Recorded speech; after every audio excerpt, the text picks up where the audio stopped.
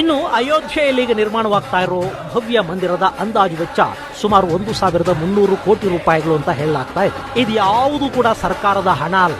ಇನ್ನು ಆ ಮಂದಿರಕ್ಕೆ ಭೂಮಿ ಪೂಜೆ ಮಾಡಿದ್ದು ಭಾರತದ ಪ್ರಧಾನಿ ನರೇಂದ್ರ ಮೋದಿ. ಹಿಂದೂ ದೇವಾಲಯವೊಂದರ ಭೂಮಿ ಪೂಜೆಯಲ್ಲಿ ಭಾಗವಹಿಸಿದ ಮೊದಲ ಪ್ರಧಾನಿ ಅನ್ನೋ ಕೀರ್ತಿ ಮೋದಿ ಅವರಿಗೆ ಸಲ್ತಾ ಇದೆ. ಹಾಗೆ ಇಲ್ಲಿ ಇನ್ನೂ ಒಂದು ಅತ್ಯಂತ ಮಹತ್ವದ ವಿಷಯ ಅಂದ್ರೆ ಈ ಮಂದಿರ ಏನ್ ನಿರ್ಮಾಣವಾಗ್ತಾ ಇದೆ ಅದಕ್ಕಾಗಿ ಭಾರತದ ಸರ್ಕಾರ ಅಥವಾ ಉತ್ತರ ಪ್ರದೇಶದ ಸರ್ಕಾರ ಒಂದೇ ಒಂದು ಪೈಸೆ ಹಣವನ್ನು ಕೂಡ ಕೊಟ್ಟಿಲ್ಲ. ಅಂದ್ರೆ ಸರ್ಕಾರದ ಹಣ ಅನುದಾನಗಳನ್ನು ಪಡೆದಿದೆ. ಯಾರ ಮುಲಾಜು ದಯೆ ದಾಕ್ಷಿಣ್ಯಗಳಿಗೆ ಒಳಗಾಗದೆ ಅಲ್ಲಿ ಭಕ್ತರ ಹಣದಲ್ಲಿ ಜನರ ದೇಣಿಗೆಯ ಹಣದಲ್ಲಿ ರಾಮ ಜನ್ಮಭೂಮಿ ಟ್ರಸ್ಟ್ ಭವ್ಯವಾದ ಮಂದಿರವನ್ನು ನಿರ್ಮಾಣ ಮಾಡ್ತಾ ಇದೆ. ಗೆಳೆಯರೇ, ನಮ್ಮಲ್ಲಿ ರಾಮಭಕ್ತಿ ಅನ್ನೋದು ಎಷ್ಟು ಗಾಢವಾಗಿದೆ ಅಂದ್ರೆ ದೇವಾಲಯ ನಿರ್ಮಾಣಕ್ಕಾಗಿ ದೇಣಿಗೆ ಸಂಗ್ರಹದ ಅಭಿಯಾನವನ್ನ ಆರಂಭ ಮಾಡಿದಾಗ ಒಂದೇ ತಿಂಗಳಲ್ಲಿ ಸುಮಾರು 1,000 ಕೋಟಿ ರೂಪಾಯಿಗಳಿಗೂ ಅಧಿಕ ಪ್ರಮಾಣದ ಹಣ ಸಂಗ್ರಹ ಆಯಿತು ಅಂದ್ರೆ ರಾಮನ ಮೇಲಿನ ಭಕ್ತಿ ಮತ್ತು ಆ ಭಕ್ತಿಗಿರೋ ಶಕ್ತಿ ಎಂಥದ್ದು ಅನ್ನೋದನ್ನ ಒಂದ್ಸರಿ ಊಹೆ ಮಾಡಿ ನೋಡಿ. ಇನ್ನು ನೀವಿಲ್ಲಿ